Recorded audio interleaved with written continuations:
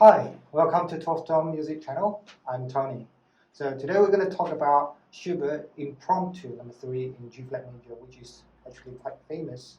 We're going to talk about it from the musical aspect, and also we're going to talk about it from the technical aspect, and see how both of them are going to make sense with each other.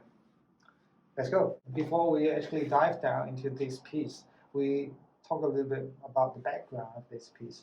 This piece was written in Schubert's later years, which he had an incurable terminal illness. That's why he died at the age of 31, which is really short-lived. And he also composed quite a few piano sonatas, piano duets, and symphonies. But that's not what he was famous for. He was famous for his German lieder. He wrote more than about 600 German lieder. That's why his music is always most likely lyrical and singable, including this one. Let's talk about the structure of this piece. This piece is called impromptu, which means a little bit more like an improvisation, but it still has the structure. It's structured in construct, actually in A, B, A, and coda towards the end. So for the A section, is quite spacious, dreamy, and really beautiful. That's why a lot of people love it. And at the same time, it's really lyrical, singable, and in a major key. It's written in a major key. So it sounds like this.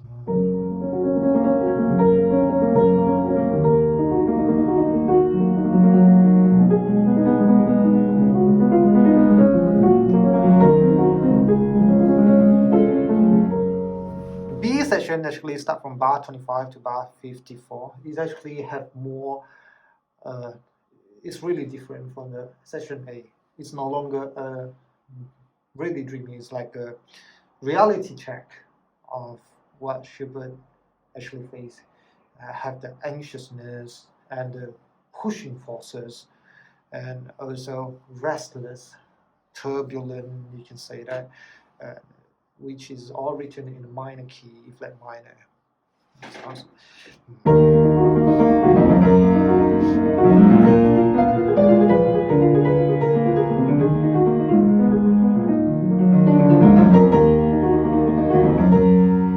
So you can really feel the pushing forces from the left hand.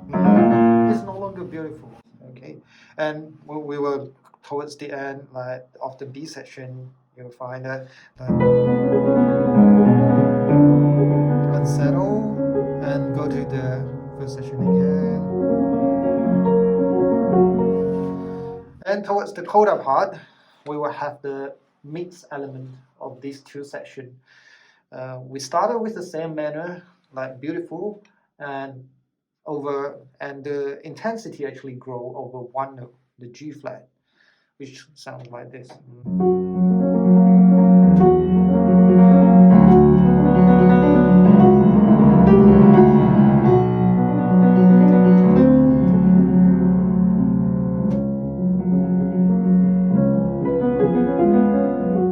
Knowing the structure of this piece is really important. It actually gives you a direction on how the first section character differ from the second section character, and how does it flow from one to the another. Now let's talk a bit about the tempo. We are referring to the performing tempo, not practicing tempo. Okay, so when it comes to deciding the performing tempo, there are two things you need to take into consideration. The first thing, as we mentioned before, Schubert was a song composer, so his melody must be able to sing and not suffocate. A lot of recording, they actually use a much slower tempo, which is still fit under the andante tempo indication. But think about the flow and also the lyrical part, which it all need to fit into Schubert's music. Let's take an example. Let's try to sing together with a bit more slower tempo. Sorry.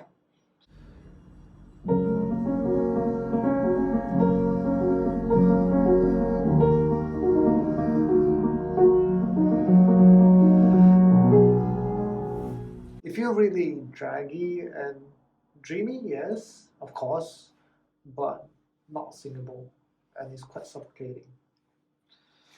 Let's try another one.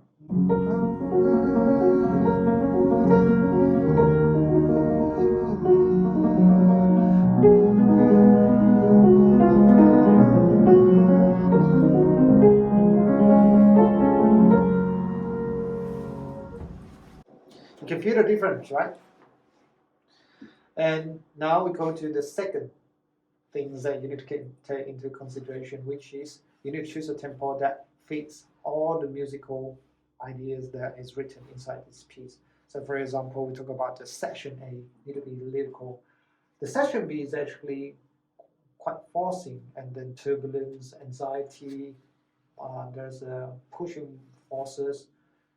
We need to choose a tempo that fit those ideas.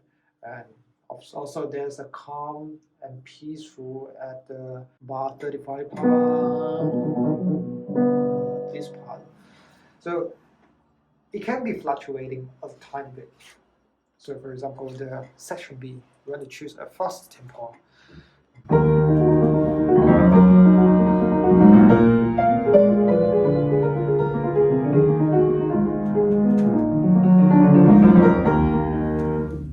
Has more energy. You don't want to choose a really slow tempo. Then it will put you into a really hard position to convey those music. And also here, we want to choose a slight slower, just a tiny bit, not to lose its intensity.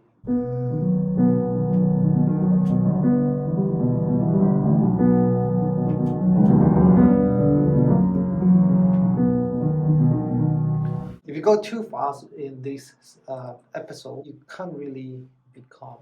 So you can fluctuate a little.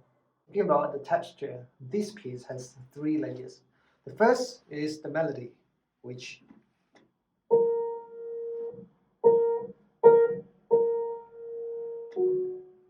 and the second one is the bass line.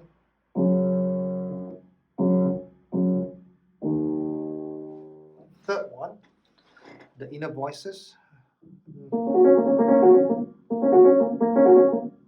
This. So with these 3 layers, we can create a different kind of texture in order to achieve the music that we want to convey. So the first one, we can actually only doing the melody crescendo and also only shape the melody. By doing this, we can create sweeter sound and also really thin layer. Let's take a look for this one.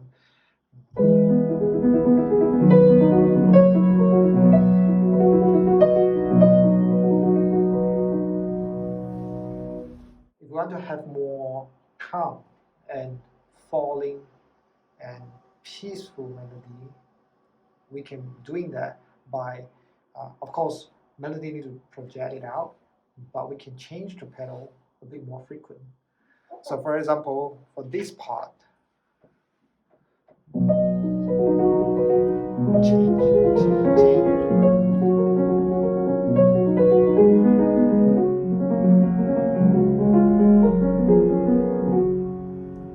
You want to have a little more thinner layer when you want to go back to the chord 1. So by doing, you can just change more frequently. Now go to the third one, is which we will increase the 3 layers together. We talk about the melody crescendo, of course, but this time we will do the bass line and the inner voice crescendo as well, just a tiny bit to provide the support for the melody. And it will create more sophisticated mood and really dense texture. So let's take an example here.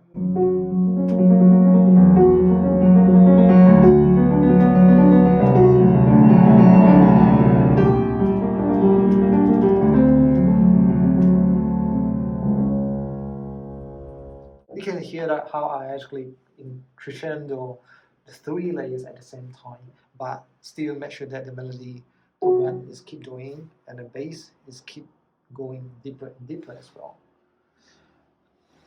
And have fun.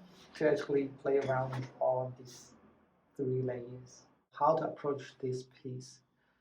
First, I recommend to play with chord and also learn how to voice the melody by shift the weight outward to melody and the bass line. There are several things that you need to pay attention to. First is touching the key before you actually play them. You want to start with hitting the piano. If you want to have a more singable and cantabile melody line, put it down and then try to use a wrist, shift the weight towards the melody. For example, like this.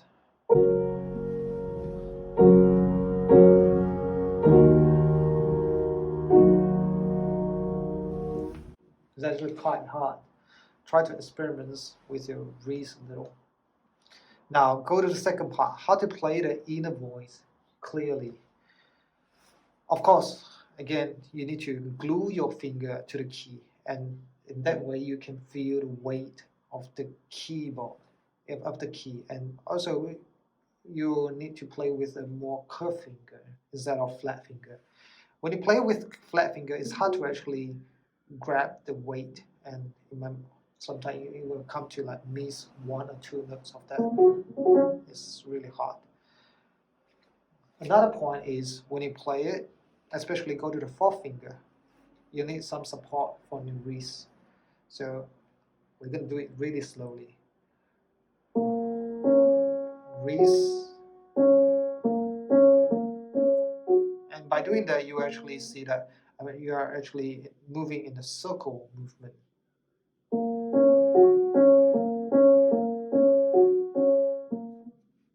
Okay, now let's put those 3 things together. Practice really slowly. Touching the key.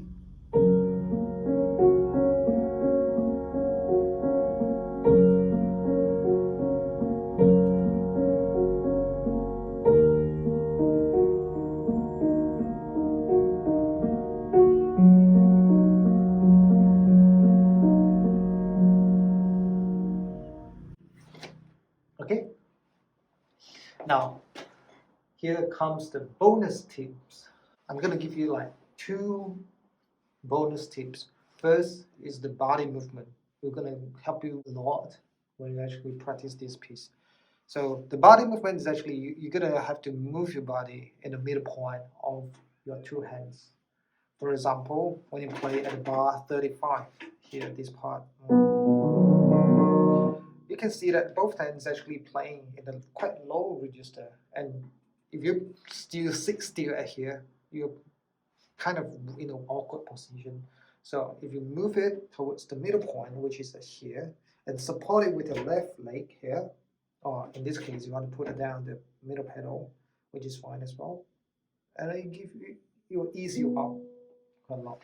The second bonus tip is doing the slicing texture. I will say that it occurs in the coda section when you have a starting for bar 80, the FF to P within like half bar. So it's really hard to actually bring down the texture and also dynamic. So by doing this, of course, you need to getting softer with the inner voice, but at the same time, you need to keep changing your pedal more often. So you will see the effect like this. If you're not doing anything, you will just the resonance itself, it will still result in a really thick texture. You can't change it unless you actually try to slice it like that. Then it will bring down the texture. Alright, that's about it. If you don't want to miss out any free content, make sure that you subscribe. And welcome to be my Patreon family to support me in making all these videos. Laters.